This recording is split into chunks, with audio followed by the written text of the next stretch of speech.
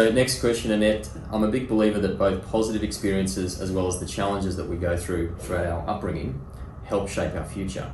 So can you share an insight into Brett's upbringing that has helped guide him down this entrepreneurial and educationally pursuant pathway? Yes. Because he's certainly one that is thriving and a massive believer in education. Yes. And bettering oneself.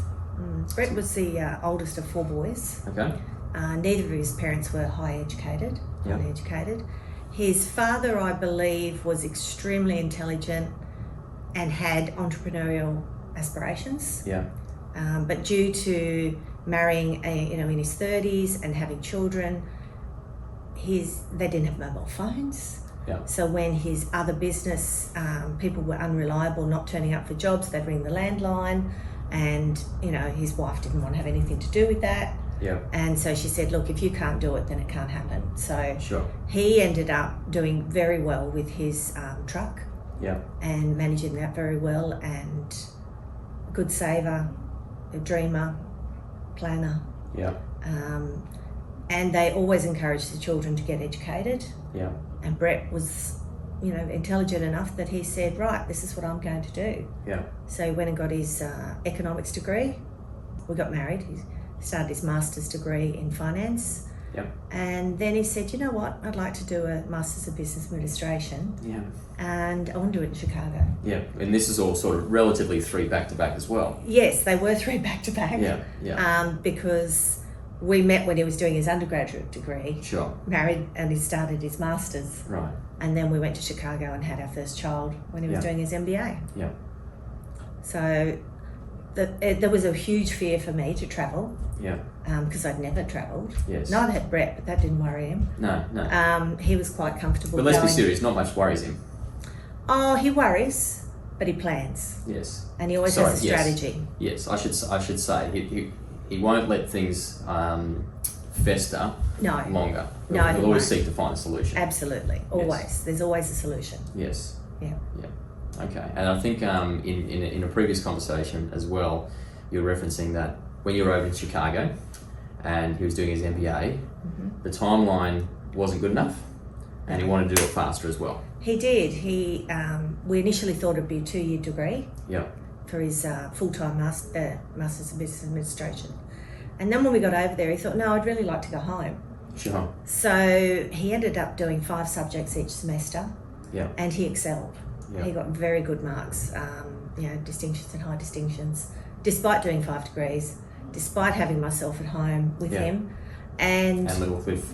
And then Little Cliff arrived, and we also managed to party quite a lot. We actually taught a lot of people how to party. Oh, right, okay. Because it's pretty boring just studying and working. Yeah. So we used to say, let's have a gathering on Friday or Saturday night and Sunday morning, and we'd do that. So we spoke about some learnt behaviours in the family and whatnot growing up. Mm-hmm. And so moving on, and you touched on this beforehand, so tell me about Brett's relationship with his father, Roger, and the role that Roger played in the business. I hear stories of Roger being here at the depot quite often, building a lot of relationships with staff members along the way as well. Yes. And I can only imagine that he was in Brett's ear as a constant supporter as well. So, as I said before, I believe that Roger was highly intelligent and had the entrepreneurial genes as well. Yes. He just didn't have the opportunities in his lifetime to actually explore all of that. Brett got all of that from his father, I believe. Yeah. The discipline as well, I think, from his mum. Yeah. She's extremely disciplined about what she was doing and how she was going about things. Yes. And that shaped Brett to who he is, and then he obviously developed further from there. Yeah. But Roger was here all the time. He'd come in about 9:30. He'd have his morning tea. He'd give unsolicited advice in the lunchroom to whoever turned up. Yeah. He'd go out and do deliveries and pickups for us. Yeah. He'd come back and have a bit of lunch, do the same thing. Whoever turned up got, advice from him. Free advice. And if he saw something he didn't like, he made sure that Brett knew that he didn't think that was going the right way. Yeah. Brett always listened to his father, but he didn't always act on that. Sure. He was always kind enough and respectful enough to listen. Yeah. And sometimes Roger had things that Brett thought was okay, and then other times Brett would tell Roger, I'm going to do it this way because I think this is the better way to go forward. Yeah. So there was a lot of respect there, Yeah. an awful lot. Yeah. That's really important. And everybody loved Roger. Yeah. A lot of people heard what he had to say, and he was a wise man. Yeah. He was a very wise man.